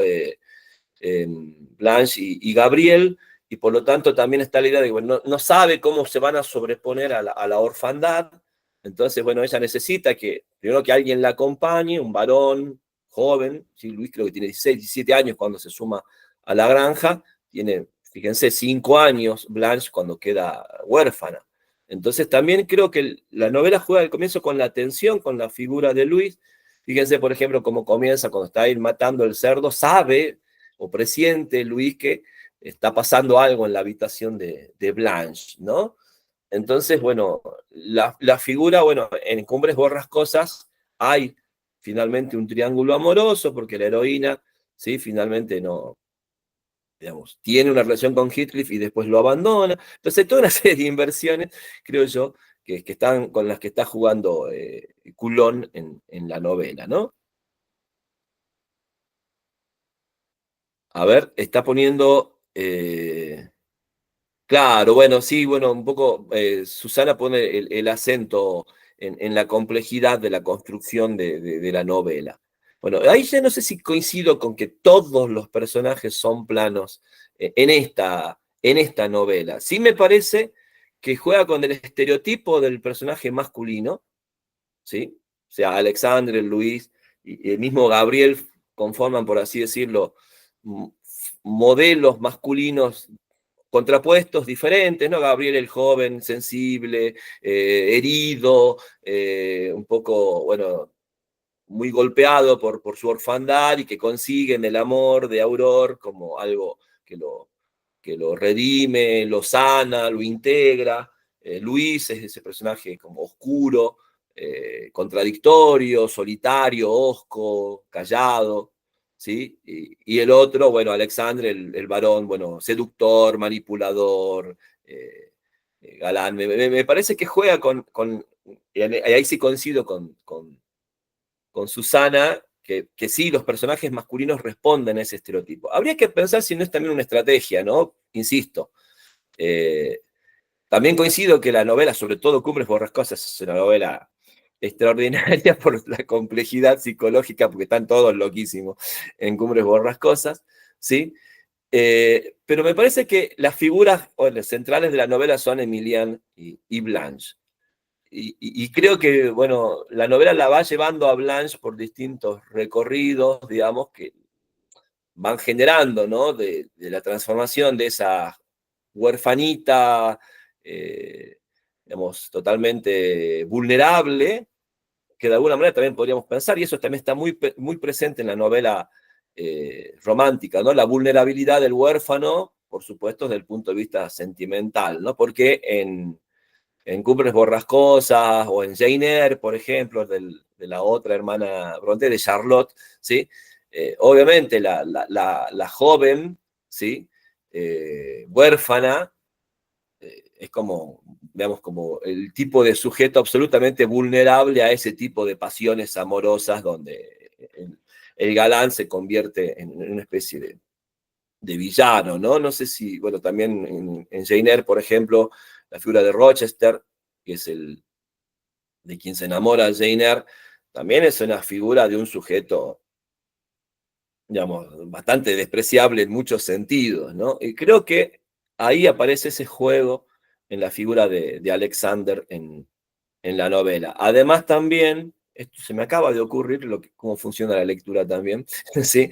De que Rochester también tiene una doble vida, porque Jane Eyre se entera de que la loca que está encerrada en el ático, ¿no?, de la casa en la que ella es institutriz, es la esposa de Rochester, ¿sí? Y ella se quiere casar, se enamora de Rochester, se quiere casar con Rochester, Jane Eyre, ¿no? Y acá también aparece la doble vida de Alexander, cuando después descubrimos que tiene esposa, tiene hijos en la ciudad, y que, bueno, simplemente su proyecto era, bueno, ver la forma de hacer negocios, ¿no? Y ahí, creo yo, aparece ese cambio en Blanche, porque Blanche va a tomar la característica de este sujeto masculino y lo va a usar para vengarse, ¿sí? Porque ella lo va a traer, ¿no es cierto?, a la granja con la idea de hacer negocios, de venderle una parte de la granja, de esto, del otro, es como una mujer que, bueno, que ha superado el dolor y, bueno, y ahí va a llevar a cabo la venganza, ¿no? Entonces, a mí me parece, como dice también Susana, lo lindo de esto es siempre no coincidir y que no sea la misma lectura la que todos podemos haber hecho, ¿no? ¿Alguien más quisiera agregar algo acerca de esta novela? Sí, a ver, Mabel. Muy poco, Ariel, tengo para decir, porque voy a decir algo que es totalmente así del punto de vista de la impresión. No, no me gustó, lamentablemente cuando la iba leyendo, a medida que avanzaba, no sé por qué, es lo mismo que me pasó que dice Laura, creo. O sea, lo sentía que se repetía, me agotaba la descripción de los personajes, no me convencía, sentía como que no, no avanzaba y como que además daba vueltas sobre lo mismo, no sé, o sea, tuvo una sensación, tendría que volverla a leer, a ver, bueno, pero, y por otro lado, el tema de la mujer que acá es como la que se sobrepone, la que toma la decisión. Bueno, yo sentí que, o sea, como que es la victimaria y no la víctima, y yo la sentí como víctima, porque a pesar de que hace el engaño, la trampa para él y lo que le hace, siento, ella fue la engañada, fue para mí, es como que ha sido tal el golpe, tal el engaño en el que ha caído, que, digamos, la vi como realmente una víctima total. Y más el desarrollo, así que lo fui sintiendo. Bueno, Ariel, no puedo decir nada más. En este momento me quedé así un poco, bueno, con esa visión.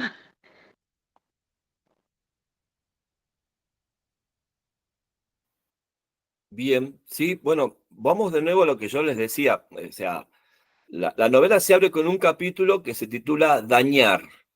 O sea que rápidamente, a mí también me gustó otra cosa, yo sí destaco el titular con verbos, ¿sí? Porque por supuesto la narración se sostiene en los verbos, ¿sí? A ver, eh, por supuesto los títulos también son bastante, digamos, a ver, la idea de anticipar, que vuelvo a insistir con la idea de parodia, ¿no? La novela clásica le ponía título al, al capítulo en relación de anticiparle al lector. Pensemos que muchas de estas novelas del siglo XIX se publicaban en fascículos, ¿no? Digamos, ese tipo de cuestiones. Entonces, a partir de ahí aparece la idea del verbo, ¿sí? De titular con verbos. Por lo general, en el título de la novela clásica había mucho más desarrollo, es decir, bueno, sintetizar, ¿sí?, la acción de lo que va a suceder en un capítulo simplemente en un verbo, ¿sí? Entonces me parece que son claves transcurrir de dañar a vivir. El hecho también de que sean en infinitivo nos plantea la misma incógnita de quién es la bestia, como decía Julieta, ¿sí? Respecto de quién es el que daña, quién es el que vive, en este caso, ¿no? Es decir, porque bueno, el verbo en infinitivo es un verbo impersonal, Entonces también hay ese tipo de juego, creo yo, en la titulación de los capítulos, en los que, bueno, vemos ese indicio hacia el lector de por dónde va la cosa. Y evidentemente, bueno, podemos pensar, ¿no? Así como ese cerdo desangrado, ¿sí? Un poco la figura de Blanche, digamos, se vincula a esa persona que ha sido dañada, ¿no? Por el engaño, por la traición, por la manipulación de Alexander. Pero bueno, hacia el final, vuelvo a insistir, ¿sí? Hay como una especie de deseo, de impulso, ¿no? De sostener la vida, ¿sí? Y no caer como en esas heroínas, ¿sí? De la novela sentimental que terminaban en la muerte, ¿sí? Es decir, donde ellas eran las que morían, ¿no? Insisto, Ana Karenina tirándose al tren, a las vías del tren, o Emma Bovary tomando arsénico, ¿no? Es decir, en ese sentido yo pensaba el tema de la victimización, en ese desenlace trágico. Acá, por supuesto, también podemos pensar que el desenlace es trágico, pero la víctima del desenlace trágico es otra, ¿sí? Por supuesto, la idea de venganza, sobre todo en el juego paródico, hace que incluso quizá un lector contemporáneo no la vale, o decir, se lo merece, por así decirlo, ¿no? Alexander jugó muy sucio, ¿sí? Con Blanche. Y bueno, incluso pensemos que en un momento dado está el tema de la paliza que recibe Alexander por Luis, ¿sí? Cuando en ese bar, en ese café, Luis se encuentra con Alexander y le da una paliza. Y curiosamente, la paliza lo que genera es como no sé, como piedad, por así decirlo, por parte de Blanche, y ahí se reinicia, ¿no es cierto?, el contacto entre Blanche y Alexander, y bueno, es como que la paliza de Luis, paradójicamente, contradictoriamente, lo acercó de nuevo a Alexander, a Blanche, ¿sí? Porque utiliza esa situación, manipula esa situación de Alexander para acercarse nuevamente a Blanche. Julieta, veo tu mano levantada, perdón, no la había visto. No, está bien, está bien. Sí, yo digo, bueno, esto que decía Susana de lo interesante de las distintas lecturas, ¿no? Porque creo que evidentemente a uno le engancha también con las vivencias que ha tenido o lo conecta con otras cuestiones. A mí me pareció muy interesante, si bien es repetitivo, porque también me pareció que hay un bache en la narración en el medio, es como que un poco me canso, pero yo encuentro genial que el libro empieza con el cerdo y el cerdo que es sacrificado. Y bueno, Alexander, a ver, termina, ¿no? No quiero, pero la similitud es muy grande. Y después, o sea, como que el cerdo está presente en momentos de definición de la vida de Blanche. Y ella termina definiendo también muy parecida, o sea, con los cerdos termina esta historia de amor, digamos. Y por otro lado, sí, lo que también, esto que decían las chicas de que ella es víctima realmente y cómo ella sigue de alguna manera enamorada de este Alexander en cuanto a que va y siempre pone el ramo de flores en la porqueriza, o sea, es como que ella va a rendirle de cierta manera a su amor, porque si bien ella toma esa decisión, para mí ese gesto de llevar esas flores a ese lugar es porque ella sigue con su corazón ahí, en cierta manera, ¿no? Entonces, es como que, bueno, tuvo que hacer justicia por ella misma y por terminar esa historia, pero su corazón es como que quedó preso de ese amor en definitiva. Entonces es doble víctima, ¿no? También. Y me parece que está descrito en ese gesto de llevarle las flores y cómo inicia y cómo termina. Por eso, bueno, a mí me pareció, esas cosas me parecieron me gustaron mucho, ¿no? De las imágenes, la fuerza de la imagen. Bien, bien.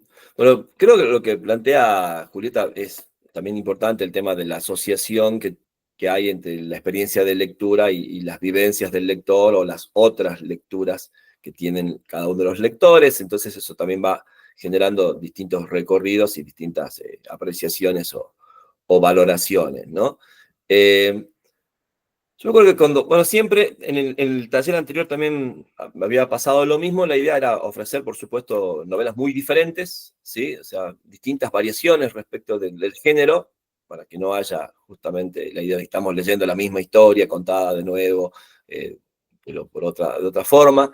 Encontrar, sobre todo, contrastes, ¿sí? Y me acuerdo que cuando había leído esta novela el año pasado, me había interesado esa cuestión insisto, una novela que, vuelvo con la idea del inicio, trabaja con el modelo, ¿sí? Y lo va replicando en algunos casos, como suele pasar con la reescritura, o sea, sostiene ciertos elementos y a otros los modifica, ¿sí?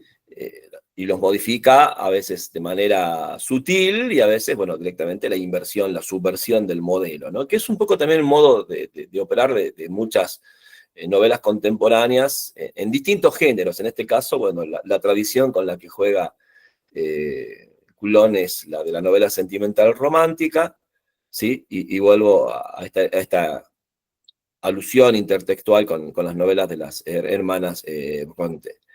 Bueno, en cuanto a la verosimilitud, que un poco también lo está planteando ahora Susana en el chat, yo lo que creo es que, bueno, hay ese juego de actualizar de alguna manera el modelo.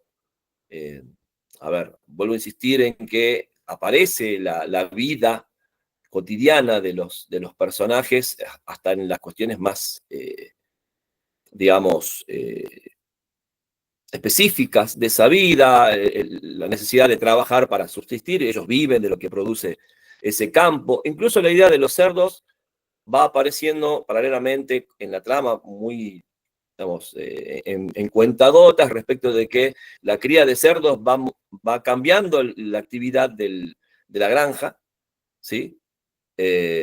Por eso, bueno, Emilian le enseña a Luis bueno, a faenar, por así decirlo, ¿no? A los cerdos, e incluso cuando ya Blanche crece y se hace cargo un poco de la granja, tratan de modernizar la porqueriza, por ejemplo, ¿no? Entonces, creo yo que ahí aparece, a ver, en ese tramo de vida que podríamos pensar rural contemporánea, esto de las ferias, ¿no? Que también es muy, muy europeo, estas ferias, ¿no? Donde se dan como mercados en los pequeños pueblos, donde estos sujetos que viven en el campo van a vender sus productos. Un poco me parece que, vuelvo a insistir en la figura de Luis, que es la que creo yo genera cierta tensión a lo largo de la novela. Y después, bueno, me parece que también es un narrador en tercera persona que, bueno, por supuesto, prácticamente se comporta como un narrador del siglo XIX, ¿no? Es decir, ¿se acuerdan que habíamos trabajado también en otro taller hace mucho esta especie de reivindicación del narrador del siglo XIX en Michel Houellebecq, por ejemplo, en una novela que se llama El mapa y el territorio, donde, bueno, Houellebecq hace la reivindicación de ese narrador que un poco hace lo que quiere, es muy arbitrario el narrador del siglo XIX, ¿no? O sea, se comporta como quiere. Ahí quizás está este tema de la verosimilitud del que habla Susana, ¿no? Ustedes piensan que una de las cuestiones que va a discutir Flaubert principalmente es el tema del narrador. ¿Sí? Porque Flaubert como lector se da cuenta que en la novela romántica el narrador hace lo que quiere, es totalmente arbitrario, ¿sí? En el modo en que se comporta. Es decir, a veces un narrador protagonista, ¿sí? Narra en primera persona, pero se comporta como si fuera omnisciente. O a veces la omnisciencia va por donde quiere. Me parece que Flaubert y James, Henry James, son los dos grandes escritores que van a prestarle atención, un poco siguiendo la idea de Poe también, que Poe también le había prestado mucha atención al narrador, pero Poe se mueve más bien en el campo del cuento, ¿sí? Y también cae en contradicciones no sé, pienso en en un cuento como William Wilson, por ejemplo, de Allan Poe, que es totalmente inverosímil porque es un cuento donde el narrador entra en descripciones muy detalladas cuando se supone que está agonizando, herido por una espada. Por un duelo de espada, el tipo mientras está agonizando va a narrar la vida extraña que ha tenido y la narra con tanto detalle que es totalmente contradictorio la situación narrativa con el modo de narrar, ¿se entiende? Entonces, tanto Flaubert primero como James, Stevenson me parece que también va a ser de los que va a aportar esta idea. Bueno, hay que empezar a pensar cómo se comporta el narrador. ¿Sí? Porque el narrador, insisto, que predomina en la novela del siglo XIX es un narrador arbitrario, hace lo que quiere. ¿Sí? Y por supuesto, en el romanticismo la verosimilitud pasa medio a segundo plano. O la verosimilitud se la busca no con la figura del narrador, sino quizás con la descripción, por ejemplo. ¿Sí? Entonces me parece que en ese sentido, por supuesto, lo puedo leer también como un defecto, ¿sí?, de la novela, pero me parece que lo que hace Coulon es jugar con ese modo de describir y con ese modo de narrar propio de la novela del siglo XIX. Puede ser un anacronismo, también podríamos pensarlo de ese modo. Marta, querías decir algo. Te voy levantando la mano. Sí, Ariel. Precisamente, bueno, vos hablas de anacronismo. Yo lo que percibí en la novela, además de estar de acuerdo con las participaciones de mis compañeras, yo percibí una cierta asincronía. A ver, la dificultad, o mejor dicho, la traición que ocurre en esta pareja, tiene como fondo los negocios inmobiliarios que Alexandre quiere llevar adelante en los terrenos de la abuela. Por supuesto, esos negocios inmobiliarios no son del siglo XXI, pero digamos que me parece que hay una cierta sincronía en ese aspecto. Por otro lado, también me he preguntado hasta dónde es verosímil el padecimiento de los personajes, de la abuela, de la misma Blanche. Blanche pasó por el nivel secundario e incluso se destacó como una alumna sumamente capaz que tiene la posibilidad de continuar sus estudios.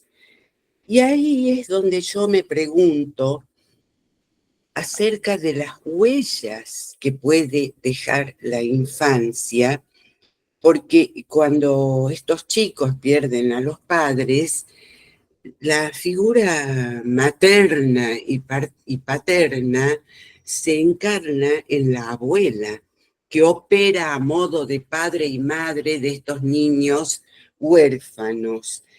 Entonces yo pensé qué huella, qué marca indeleble deja esa orfandad y el cuidado por una mujer rústica,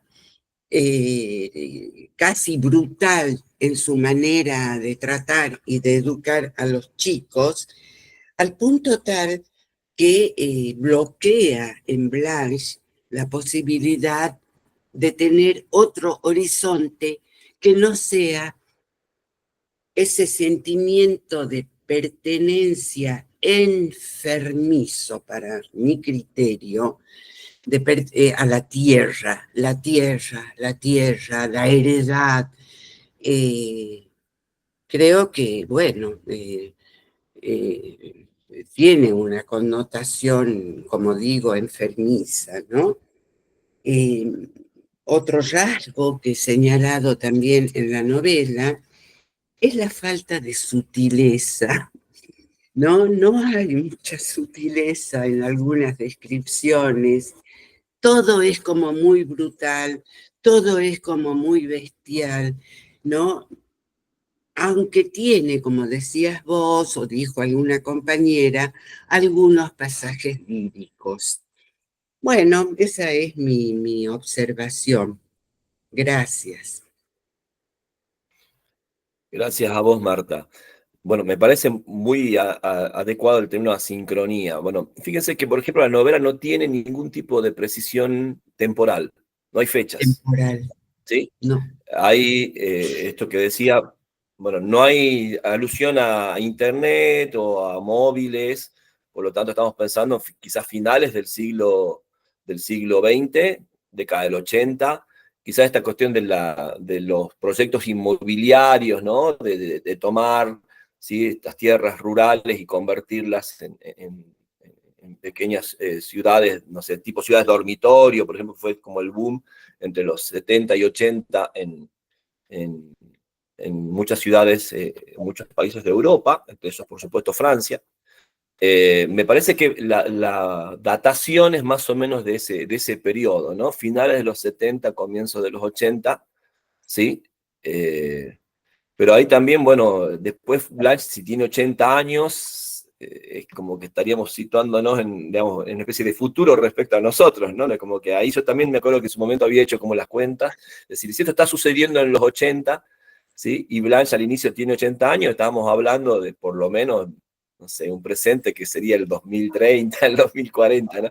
Más o menos eran mis matemáticas en ese momento. Porque sí me inquietaba lo que dijo Marta respecto de la cuestión del tiempo, ¿no? O sea, veía varias marcas que nos hacen pensar, por supuesto, en la segunda mitad del siglo XX. La marca más fuerte para mí era la cuestión inmobiliaria, ¿sí? Que encarna la figura de Alexander, y que también, fíjense que, a ver, cuando Blanche decide quedarse en la granja, aparece una especie de idea como de modernizar la producción de la granja, ¿sí? Aparece esa idea de que tienen que optimizar, ¿no?, la producción y ver el modo, incluso también ahí está Luis, ¿sí? Queriendo de alguna manera modificar eso, y por supuesto también se encuentran con la resistencia de Emilian, ¿no?, que un poco representa, creo yo, eso que decía Marta respecto del arraigo, ¿sí?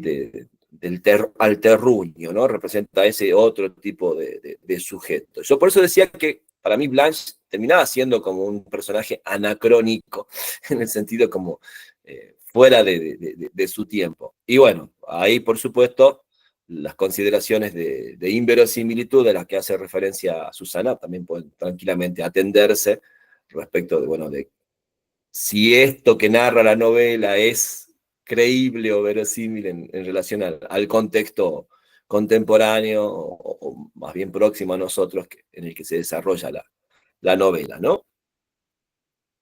No sé si alguien quiere agregar algo más o pasamos directamente a hablar de las próximas novelas. En realidad es una novela y un cuento lo que nos va a reunir la próxima semana. Una autora que ya también hemos leído en varias ocasiones en nuestros talleres y que, bueno, para mí es una autora ineludible en la literatura francesa de los últimos 40 años. Estoy hablando de Annie Ernaux.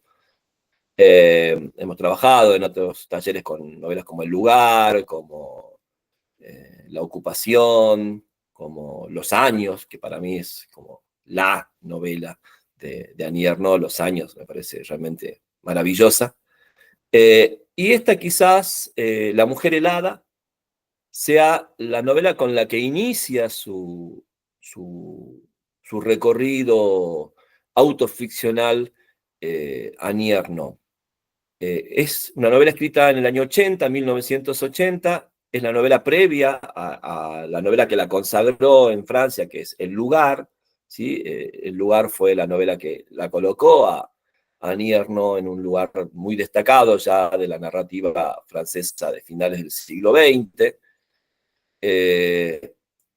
Y bueno, previo a La mujer helada, Ernaux había publicado otras novelas, pero La mujer helada es la novela donde, bueno, deja de lado ya, digamos, los juegos de ficcionalización, ¿no es cierto?, de ocultamiento, porque si bien las novelas anteriores, digamos, eran presentadas como novelas tradicionales en el sentido de la ficcionalización, estaban muy ligadas a la propia experiencia de vida de Arnaud, ¿no? Pienso sobre todo en su novela debut, que es Los armarios vacíos, que es una novela en la que, bueno, se narraba una experiencia de una joven por una práctica de un aborto, que luego, mucho más adelante, casi 30 años después, reescribe Arnaud en El acontecimiento, se titula esa nueva novela, en donde ya narra en primera persona cómo ella,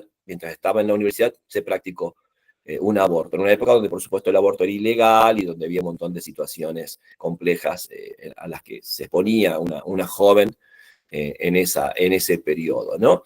Bueno, La mujer helada es la novela con la que, insisto, se inaugura un poco este gran proyecto autoficcional que hasta el día de hoy continúa vigente en la obra de Arnaud, que ya es una mujer de 85 años. Y bueno, toma esta idea de una especie de autobiografía, bueno, si ya vamos a hablar de nuevo del término autoficción, pero que, bueno, la gente que se suma siempre al taller, la propia experiencia amorosa de Arnaud, sobre todo la experiencia amorosa que derivó en su matrimonio. Entonces ahí nos vamos a encontrar, ¿sí?, con una versión absolutamente descarnada en primera persona, ¿no?, de las expectativas sentimentales, amorosas que se generan en el ámbito familiar, que se generan en el discurso social, y que luego, bueno, hay que ver si se confirman o se contradicen en la propia experiencia, según también, por supuesto, el contexto en el que se desarrolla esa vida, ¿no? Bueno, muy fiel a esta idea de que luego ella va a llamar la escritura como cuchillo, ¿sí? El famoso ensayo de Arnaud sobre la escritura en primera persona. Bueno, ella hace un examen exhaustivo de ese yo femenino que, bueno, va a tener una historia de vida muy particular, que luego va a volver a desarrollar en otros textos, ¿no? Y quise completar la experiencia de la lectura de Una mujer helada con un breve relato que Arnaud publica justo el año que recibe el Nobel de Literatura, que es El joven o El hombre joven, como está traducido al castellano. En El joven, Arnaud narra en un pequeño relato una experiencia también amorosa, que se da cuando ella ya es una mujer de casi 60 años y tiene una relación amorosa con un joven de menos de 30 años. ¿Sí? Arnaud ya se había convertido en ese momento en una escritora de las más destacadas de la literatura francesa y, bueno, una especie de admirador de su literatura se acerca a ella y ella empieza a tener una relación. Comienza primero como una especie de amante, ¿sí? Pero luego se transforma en otra cosa. Y bueno, y fiel también a la idea de la escritura como cuchillo, ¿sí?, muy descarnadamente, Arnaud desarrolla el relato de esa experiencia de vida casi a los 80 años, ¿no? Siempre hay como ese delay entre, por supuesto, lo vivido y lo luego narrado. Pero también, como vimos, ¿se acuerdan? Cuando trabajamos la novela autoficcional en Una madre y en Nada ha salido, no he salido todavía de mi noche, cuando leímos esos dos textos también de Arnaud, Arnaud se caracteriza por, bueno, tiene el mítico diario, ¿sí? Arnaud ha jurado que lo va a destruir antes de que se muera para que nadie lo publique, ¿sí? Pero bueno, sabemos que Arnaud construye sus relatos a partir de esas primeras escrituras, ¿no? A veces el diario u otros restos del tiempo, sobre todo la fotografía, es muy importante en muchas novelas de Arnaud, en Los años, pienso, por ejemplo, o en Una mujer. Entonces acá hay un relato que se escribe primeramente en ese diario, que se inscribe en ese diario en una fecha y que retoma, ¿sí?, mucho tiempo después Arnaud, por supuesto con otra perspectiva, ¿no? Vamos a ver también ese juego que se inscribe, por supuesto, porque Arnaud siempre presenta sus textos como escritura, ¿sí?, escritura de vida, donde, bueno, hay un lapso, donde es muy importante ese lapso transcurrido entre la vivencia y la escritura de la vivencia, ¿sí? Porque juega con esas dobles perspectivas, ¿no? La perspectiva de quien veía la vida de una forma mientras la estaba vivenciando, y luego de otra cuando la está escribiendo. ¿Sí? Presten atención también a la cuestión de los epígrafes y todo ese tipo de cosas que van apareciendo, porque, bueno, son característicos de la obra de Arnaud, y son, me parece, dos textos muy interesantes respecto de la visión de Arnaud de la vida amorosa de las mujeres, no solamente de ella como mujer, porque también vamos a jugar con esta cuestión de la autoficción y la ejemplaridad, o la idea de lo particular y lo general, es decir, la vida de uno como posible experiencia de un colectivo, ¿no? De un conjunto, mujeres de finales o de la segunda mitad del siglo XX, con todas las transformaciones que tuvo, ¿sí? La segunda mitad del siglo XX en relación a la construcción de la condición femenina, ¿no?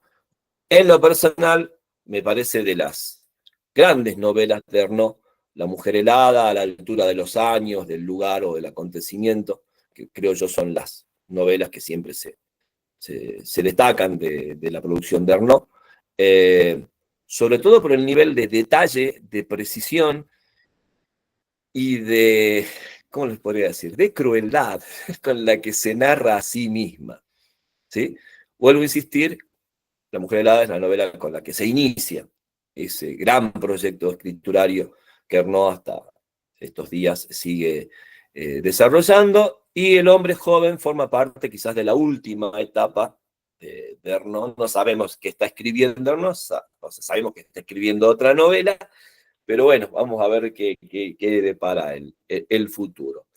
Y, por supuesto, Arnaud es una escritora absolutamente formada, absolutamente consciente de la tradición literaria y de esa tradición de la narrativa amorosa o sentimental, que constantemente en estos dos relatos va a ir recuperando. Bueno, nos estamos viendo entonces el próximo sábado para trabajar con Arnaud y quizás, bueno, para hacer el cierre también un poco de la novela de Coulomb. Que estén muy bien, que tengan una hermosa semana. Buen fin de semana también, que anden muy bien. Nos estamos viendo. Chao, amigas, no las he saludado al comienzo porque estaba semidormida. Chao, chao, chao. Bueno, Sí, chao, chao, que estén muy bien. chao, chao, chao, chao.